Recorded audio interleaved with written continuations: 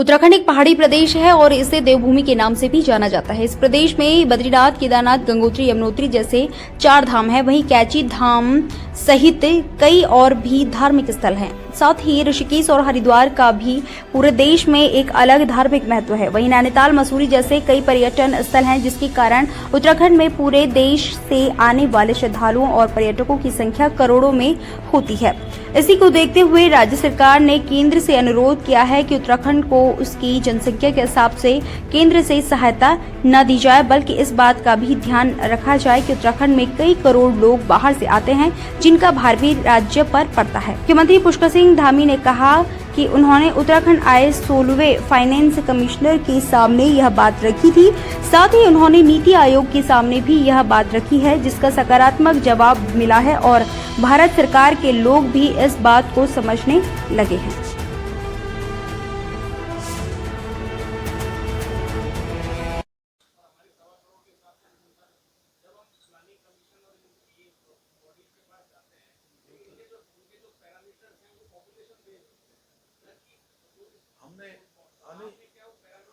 हमने उनको यही कहा था। अभी हमारे 16वां फाइनेंस कमीशन अभी आया था। उस 16वें फाइनेंस कमीशन में हमने अनुरोध किया है उनसे कि हमें जो है आप हमारा मापक केवल इस आधार पर मत करिए कि हम कितने लोग हैं, हमें कितने लोगों के लिए इस प्रकार की अवस्थापना करने पड़ते हैं, उसके आधार पर हमको दीजिए। नीति आयोग में भी ये बात रखी है और भारत सरकार में भी इस बात को बहुत भली भांति लोगों को अच्छे से ध्यान में आ गई है कि ये हमारी चुनौती है। केंद्र की मोदी सरकार को 11 साल पूर्ण हो गए हैं, जिसको लेकर एक तरफ भाजपा जश्न मना रही है, वहीं इन 11 सालों की उपलब्धि गिनाती नजर आ रही है, तो वहीं दूसरी ओर कांग्रेस भाजपा सरकार के इन 11 सालों पर सवाल उठा रही है। कांग्रेस विधायक प्रीतम सिंह का कहना है कि भाजपा सरकार के 11 साल घोर निराशाजनक रहे हैं। इन 11 सालों में महंगाई, बेरोजगारी चरम पर है, किसान सड़कों पर हैं, महिलाओं पर अत्याचार सबसे ज्यादा हुआ है, मणिपुर जल रहा है और देश के प्रधानमंत्री को वहां जाने की फुर्सत नहीं मिलती। राज्य के अंदर कानून व्यवस्था ध्वस्त है, महिला अपराध में भारतीय जनता पार्टी के लोग संलिप्त हैं। सरकार सफेद पोशों को बचाने का कार्य कर रही है, खनन अपने चरम पर है और हालात बद से बदतर हैं। की उन्होंने कहा कि 11 साल जो है सेवा सुशासन के रहे हैं, महिला उत्पीड़न जो है वो के जो मामले थे वो कम हुए हैं, बेरोजगारी दर में कमी आई है। आप किस तरीके से देख रहे हैं 11 साल? देखिए, 11 वर्ष घोर निराशाजनक वाले वर्ष रहे हैं।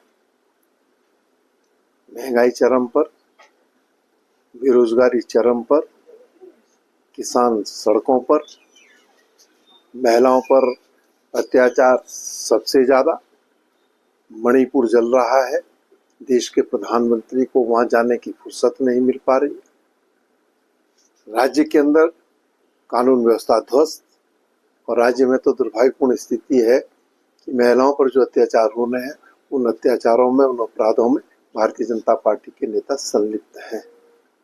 अंकिता भंडारी को समुचित न्याय नहीं मिल पाया है। सरकार सफेद पोशों को बचाने का काम कर रही है।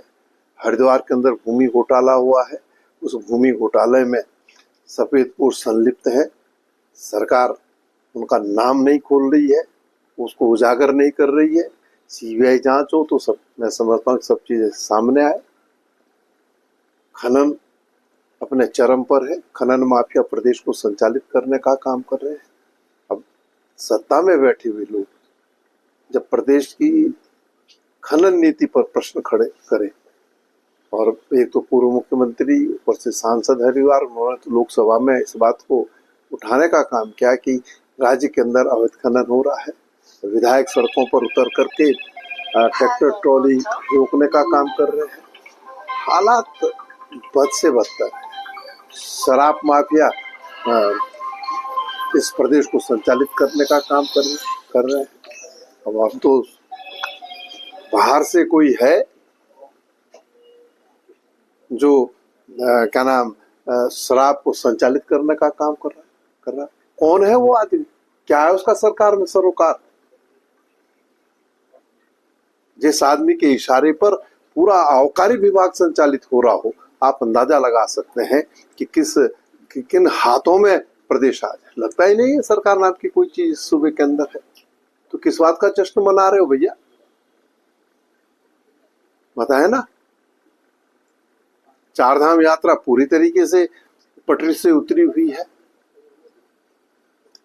अब उसके बाद भी जश्न मना रहे तो मनाते रहे। आज आम आदमी जो है भ्रष्टाचार से त्रस्त है, कहीं भी जाता है तो बिना भेड़ चढ़ाए काम नहीं होता है। ये ऐसी सरकार हमने पहली बार अपने राजनीतिक जीवन में देखी। उत्तराखंड में मौसम को लेकर पूर्वानुमान जारी किया गया है, जिसमें पर्वतीय क्षेत्रों के लिए तेज बारिश और थंडरस्टॉर्म की आशंका जताई गई है, जिसके लिए येलो अलर्ट भी जारी किया गया है। इसके साथ ही 14 जून से प्रदेश के अधिकांश हिस्सों में तेज बारिश और थंडरस्टॉर्म भी देखने को मिल सकती है। इसके साथ ही अधिक ऊंचाई वाले जिलों के साथ ही बागेश्वर, पिथौरागढ़ व रुद्रप्रयाग में कुछ जगहों पर भारी बारिश भी देखने को मिल सकती है, जो कि 14 जून से लेकर आने वाले सप्ताह भर तक इस तरह के मौसम का पूर्वानुमान जताया गया है।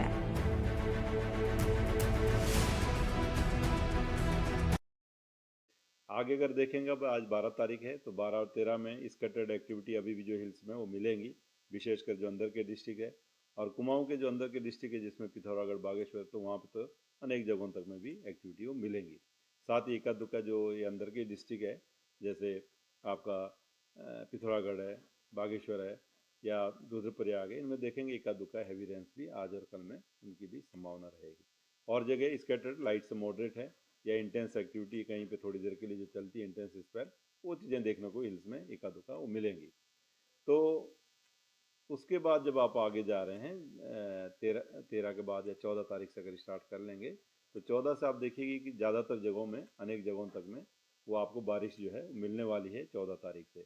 तो 14 से मैं ये कहूँगा कि हल्की से मध्यम बारिश जो है, जो ज़्यादातर हमारे डिस्ट्रिक्ट से अंदर के हिल्स में वहाँ वो मिलेंगी और मैदानी क्षेत्रों में आप कह सकते हैं कुछ जगहों तक में रहेगी। और ये जो एक्टिविटी फिर आगे जो है ये इसी तरह कंटिन्यू करने वाली है। अनेक जगहों तक में जो एक्टिविटी है हल्की से मध्यम बारिश की, वो ज़्यादातर डिस्ट्रिक्ट्स में आपको वो देखने को मिलेगी, विशेषकर हिल्स में, और पूरे सप्ताह भी मैं कहूँगा वो एक्टिविटी रहेगी।